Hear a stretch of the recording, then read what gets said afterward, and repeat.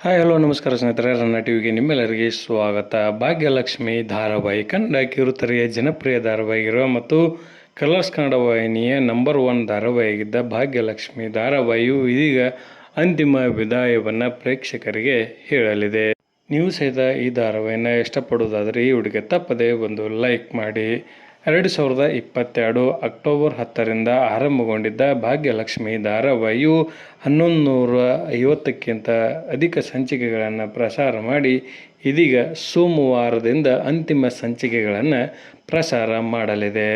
ಮುಕ್ತಾಯದ ಸಮಯದಲ್ಲಿಯೂ ಸಹಿತ ಒಳ್ಳೆಯ TRPಯನ್ನು ಪಡೆದುಕೊಳ್ಳುತ್ತಿರುವ ಭಾಗ್ಯಲಕ್ಷ್ಮಿ ಧಾರಾವಾಹಿಯು ಗ್ರಾಮೀಣ ಭಾಗದಲ್ಲಿ ಅತಿ ಹೆಚ್ಚು ವೀಕ್ಷಕರನ್ನು ಹೊಂದಿರುವ ಧಾರಾವಾಹಿ ಇದಾಗಿದೆ.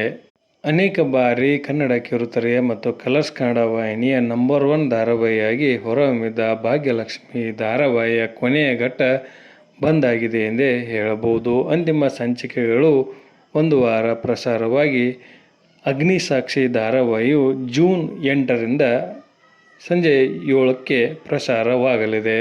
ಹೊಸ ಧಾರಾವಾಹಿಗೆ ಅವಕಾಶವನ್ನು ಮಾಡಿಕೊಟ್ಟಿರುವ ಭಾಗ್ಯಲಕ್ಷ್ಮಿ ಧಾರಾವಾಹಿಯು ಒಳ್ಳೆಯ ರೀತಿಯಿಂದ ಅಂತ್ಯವನ್ನು ಕಂಡಿದೆ ಎಂದೇ ಹೇಳಬಹುದು. ಈ ಧಾರಾವಾಹಿ ಬಗ್ಗೆ ನಿಮ್ಮ ಅನಿಸಿಕೆ ಅಭಿಪ್ರಾಯವನ್ನು ತಪ್ಪದೆ ಕಮೆಂಟ್ ಬಾಕ್ಸಲ್ಲಿ ತಿಳಿಸಿ. ಧನ್ಯವಾದಗಳು. ನಮಸ್ಕಾರ.